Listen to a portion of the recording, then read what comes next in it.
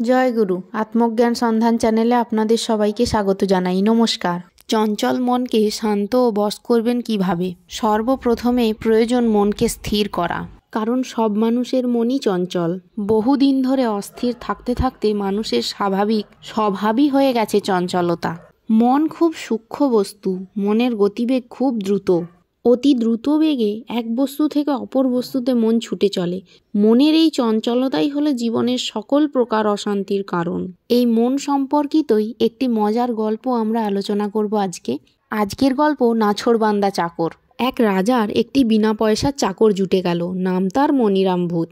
কাজে বহাল হবার সময় মনিরাম রাজার সঙ্গে এক শর্ত করে নিল যে সর্বক্ষণ তাকে কাজ করিয়ে নিতে হবে। এক মুহূর্তও সে চুপচাপ বসে থাকতে পারে না। তাছাড়া সব সময় সে রাজার কাছে কাছে থাকবে। রাজা যেখানেই থাকুন না কেন, ঘুমাতেই যান বা খেতেই যান, মনিরামকে কাছছাড়া করা চলবে না। অদ্ভুত ক্ষমতা মনিরামের। কাজের কথা বলতে না বলতেই চোখের পলকে সেই কাজ করে দেয় সে। এমন এক করিতকর্মা চাকর পেয়ে রাজাও খুব খুশি হলেন। কিন্তু রাজার এই আনন্দ বেশি দিন রইল না। 2-4 দিন বাদেই মনিরামকে দেবার মতন কাজ সে আর খুঁজে পেলেন না। এদিকে মনিরামও নাছোড়বান্দা। কাজ করে সে রাজাকে পাগল করে তুলল। তারপর কাজের এই তাগাদাদারের জ্বালায় রাজা অস্থির হয়ে উঠলেন। কি করে তার হাত থেকে নিষ্কৃতি পাওয়া যায়, দিন রাত এই চিন্তায় তার শরীরও ভেঙে পড়তে লাগলো।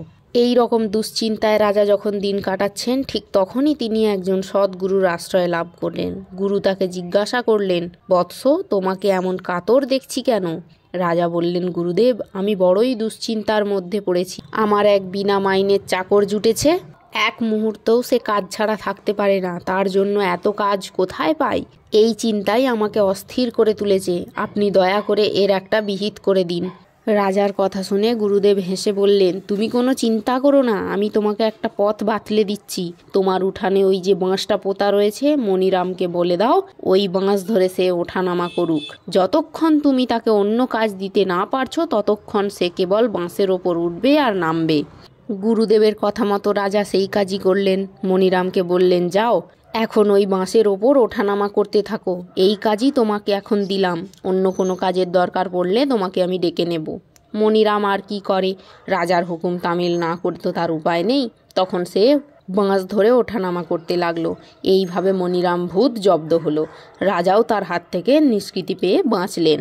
আমাদের প্রত্যেকের মধ্যেই একটি করে মনিরাম ভূত রয়েছে। সে হলো আমাদের মন।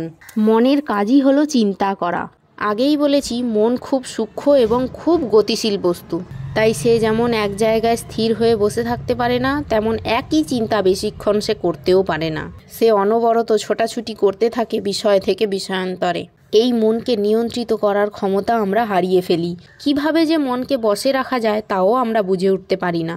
মনকে নিয়ে এই সংকট আমাদের জীবনে যখন তীব্র হয়ে ওঠে, তখন সদ্গুরুর দর্শন যদি মিলে যায়, তিনি এই সংকট থেকে আমাদের নিরসনের উপায়ও বলে দেন।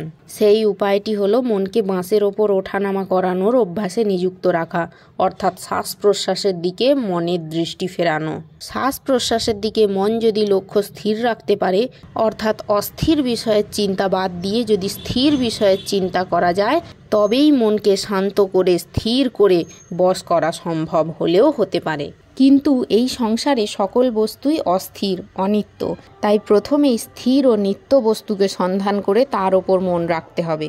আবার সেই বস্তু শুধু স্থির হলে হবে না, তাতে একটু রসও থাকতে হবে।